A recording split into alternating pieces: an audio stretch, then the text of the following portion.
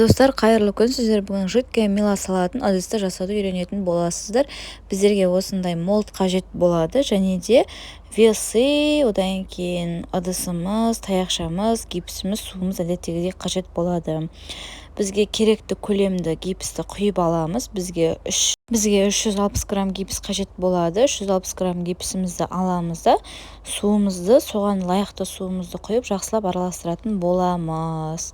Мінекей, көріп тұрғандарыңыздай весыйымызды удалить етеміз, және де біз керекті суымызды құйып алатын боламыз. Мінекей, көріп тұрғандарыңыздай жақсылап таяқшамен араластыратын боламыз.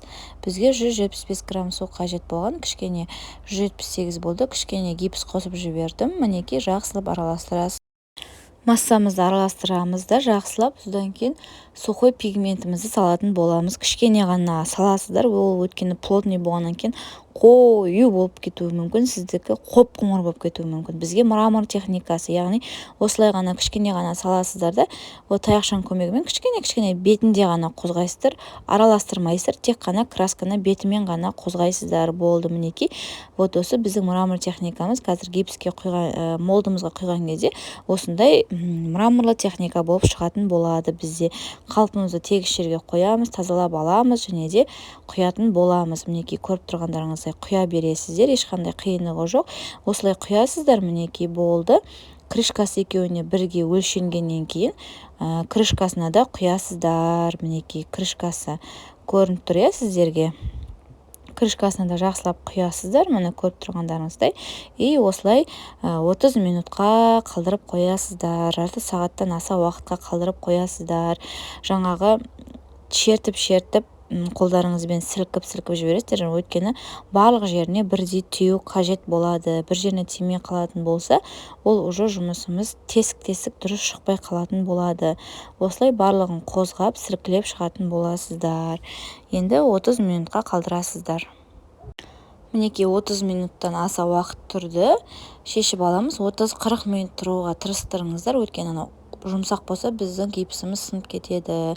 Қалыптан сындырып, шеттерін осылай артық жерден сындырып шешіп аласыздар. Өте оңай шешіледі. Крышкасы, мінекей, қарасаңыздар, уже біздің дозатор қоятын жеріміз өзі дайын болып шығады. Көріп тұрғандарыңыздай. Енді екінші ыдысын шешіп аламыз. Біз өте оңай шешіледі бұл да. Жаңағындай төмен қарай тартып, жоғары қарай өздеріңізге қарай тартып аласыздар.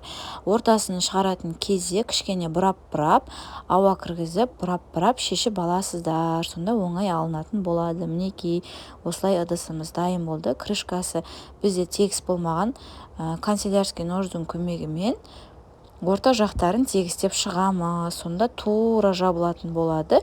Және ортасын тесетін боламыз. Біз оның жақсылап тегістеп аласыздар канцелярский ножбен.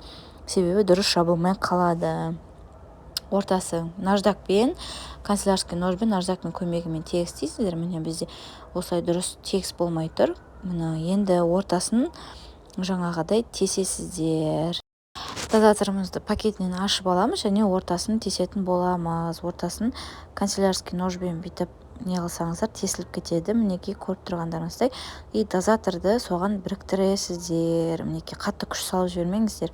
Содан кейін осылай сіздер вот осылай қараңыздар, ашқан кезде мына жерін момент клеймен жабыстырып қоясыздар. Вот бізде жабысады кәдімгі сұйық ферри, жидкое мыло салуға арналған ыдысымыз біздің осылайша дайын болады. Мінекей, бұл алдыңғы жол өзімнің жасағаным. Ақ түстен жасалған, ешқандай қоспасыз, ештеңкесіз. Соның барлығын қараңыздар. Мінекей, момент клейді жағу арқылы біріктіріп қоясыздар, және үстіндегі қақпағы бұлардың алынып салынады. Вот осы біздің мрамор және белый техникамыз бізде осылай болып, әдемі болып шықты. Сау болыңыздар. Мінекей, төбесін бұрасаңыздар алынады да, жидкое мылоны сол жерден құйсаңыздар болады сіздер. Содан кейін міне осының осындай трубочкасы бар. Сол трубочкасын саласыздар, үлкен болып тұр, соны қайшымен қырқып, тура размер қылып, момент клеймен біріктіріп қоясыздар. Болды. Ешқандай қиындығы жоқ сіздерге. Мінекей, осылай болады.